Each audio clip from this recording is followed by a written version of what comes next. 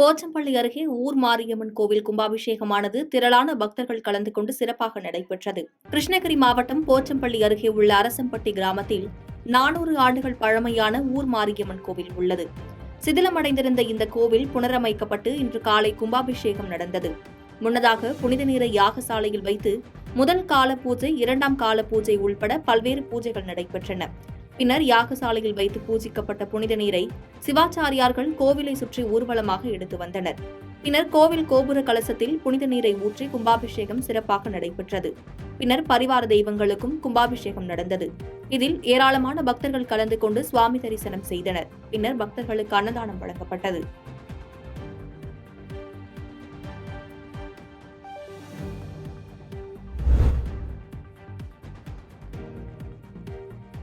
காஞ்சிபுரம் நாடாளுமன்ற தொகுதிக்கான வாக்கு எண்ணிக்கை மையத்தில் இறுதிக்கட்ட பணிகள் தீவிரமாக நடைபெற்று வருகிறது.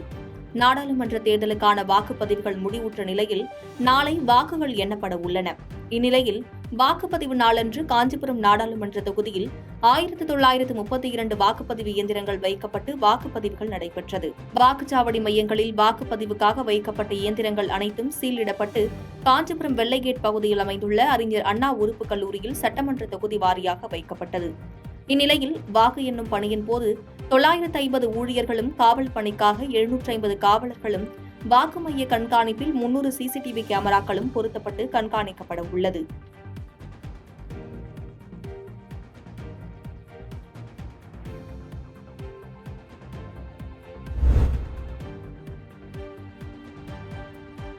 ஓமலூர் அருகே காரவள்ளி கிராமத்தில் சிறுத்தை இருப்பது உறுதி செய்யப்பட்டதாக மாவட்ட வன அலுவலர் தெரிவித்துள்ள நிலையில் கிராம மக்கள் பாதுகாப்புடன் இருக்க வேண்டும் என விழிப்புணர்வு ஏற்படுத்தப்பட்டு வருகிறது. சேலம் மாவட்டம் ஓமலூரை அடுத்துள்ள காரவள்ளி கிராமத்தில் சிறுத்தை நடமாட்டம் கண்டுபிடிக்கப்பட்டுள்ளது. இங்கு உலாவும் சிறுத்தை ஒருநாள் நாய் மற்றும் ஆட்டையும், நேற்று முன்தினம் இரவு மாட்டையும் வேட்டையாடியுள்ளது. இதனால் பீதியடைந்த கிராம மக்கள் மிகுந்த அச்சத்துடன் உள்ளனர். இந்த நிலையில் டானிஷ்பேட்டை வனத்துறை அதிகாரிகள் மூக்கனூர் கிராமத்தில் முகாமிட்டு சிறுத்தை நடமாட்டத்தை கண்காணித்து வருகின்றனர். இதனைத் தொடர்ந்து சேலம் மாவட்ட வன அலுவலர் ஷாஷாங் ரவி சிறுத்தை நடமாட்டம் உள்ள பகுதிக்கு வந்து ஆய்வு செய்தார். ஆய்வுக்கு பிறகு செய்தியாளர்களை சந்தித்த அவர், இந்த பகுதியில் சிறுத்தை இருப்பது உறுதி செய்யப்பட்டுள்ளதாகவும் சிறுத்தை பெரியதாக இருப்பதும் தெரிய வந்துள்ளதாக கூறினார். இதனால் வனத்தை ஒட்டியுள்ள பகுதி மக்களுக்கு விழிப்புணர்வு ஏற்படுத்தப்பட்டு வருவதாகவும் கூறினார். இந்த பகுதியில் பதுங்கியுள்ள சிறுத்தையை பிடிப்பதற்கான அனைத்து வகை நடவடிக்கைகளும் மேற்கொள்ளப்பட்டு வருகிறது. விரைவில் சிறுத்தை பிடிக்கப்படும் என்று தெரிவித்தார்.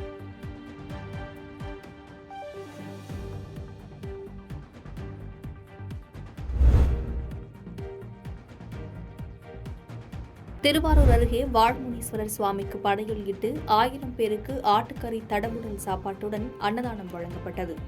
திருவாரூர் மாவட்டம் கூத்தாநல்லூர் வட்டத்திற்குட்பட்ட திருமாஞ்சோலை கிராமத்தில் அமைந்திருக்கும் வாழ்முனீஸ்வரர் சுவாமி கோவிலில் ஆண்டுதோறும் வைகாசி மாதத்தில் திருவிழா நடத்துவது வழக்கம்.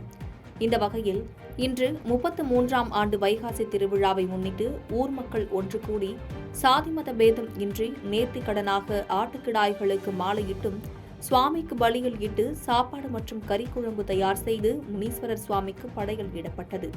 பின்னர் மகா தீபாராதனை காண்பிக்கப்பட்டது. அதனைத் தொடர்ந்து அங்கு கூடியிருந்த ஊர் கிராம மக்கள் மற்றும் பக்தர்களுக்கு கறிக்குழம்புடன் சாப்பாடு பரிமாறப்பட்டது. இதில் திருமாஞ்சோலை மட்டுமல்லாது பல்வேறு கிராமங்களைச் சேர்ந்த பொதுமக்கள் கலந்து கொண்டனர்.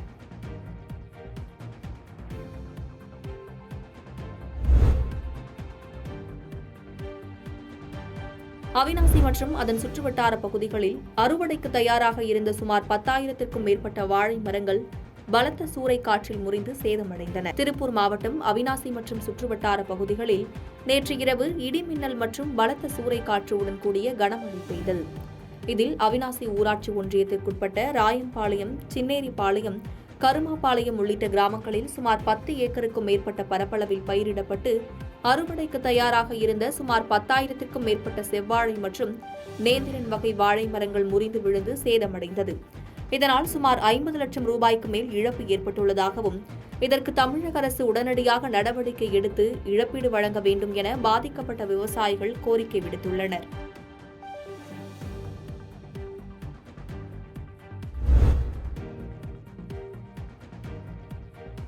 அரியலூர் மாவட்டத்தில் அரசு பள்ளிகளில் 11ஆம் வகுப்பில் படிக்கும் கல்வி மற்றும் விளையாட்டில் சிறந்து விளங்கும் மாணவர்கள் கோடை கொண்டாட்டம் விழாவில் கலந்து கொள்ள அனுப்பி வைக்கப்பட்டனர். அரியலூர் மாவட்டத்தில் அரசு பள்ளிகளில் 11ஆம் வகுப்பில் படிக்கும் மாணவர்களில் கல்வி மற்றும் விளையாட்டில் சிறந்து விளங்கும் மாணவ மாணவிகள் 24 பேர் தேர்ந்தெடுக்கப்பட்டனர்.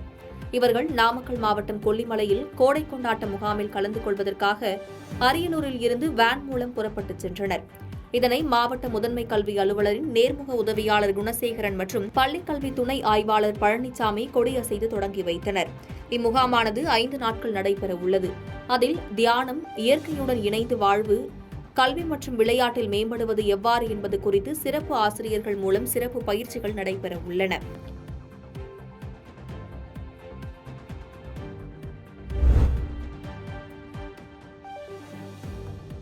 கனமழையால் அறுவடைக்கு தயாராக இருந்த 100க்கும் மேற்பட்ட ஏக்கர் நெல் பயிர் மற்றும் வெற்றிலை கொடிக்கால் சாய்ந்து சேதமடைந்தது.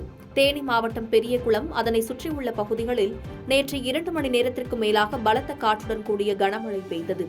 இதனால் பல்வேறு இடங்களில் சாலையோர மரங்கள் ஒடிந்து சேதம் ஏற்பட்டது.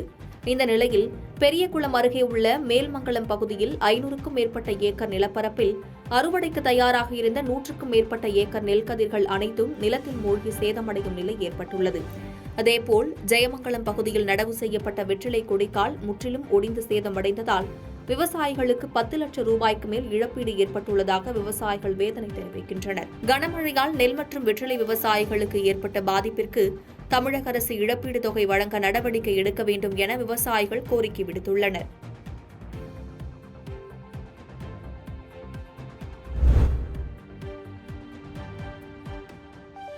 முல்லைப்பெரியாறில் புதிய அணை கட்ட முயற்சிக்கும் கேரள அரசை கண்டித்து மதுரையில் விவசாயிகள் முற்றுகை போராட்டத்தில் ஈடுபட்டனர். காவிரி, வைகை, கிருதுமால், குண்டாறு பாசன விவசாயிகள் கூட்டமைப்பின் சார்பில் முல்லைப்பெரியாறு அணைக்கு மாற்றாக புதிய அணை கட்ட முயற்சிக்கும் கேரள அரசை கண்டித்து மதுரை தமுக்கத்தில் உள்ள தலைமை தபால் நிலைய அலுவலகத்தை முற்றுகையிட்டு போராட்டத்தில் ஈடுபட்டனர். மேலும் உச்சநீதிமன்ற தீர்ப்பை மதிக்காமல் முல்லைப்பெரியாறில் புதிய அணை கட்ட முயற்சிக்கும் கேரள அரசை தட்டி கேட்காத மத்திய மாநில அரசுகளை கண்டித்து கோஷம் எழுப்பியபடி பேரணியாக வந்து போராட்டத்தில் ஈடுபட்டனர். பாதகம் செய்பவரை கண்டால் நாம் பயங்கொள்ளலாகாது பாப்பா, மோதி மிதித்து விடு பாப்பா, அவர் முகத்தில் உமிழ்ந்து விடு பாப்பா. அண்மை செய்திகளை உடனுக்குடன் தெரிந்து கொள்ள இணைந்திருங்கள் இயம்நாடு தொலைக்காட்சியுடன்.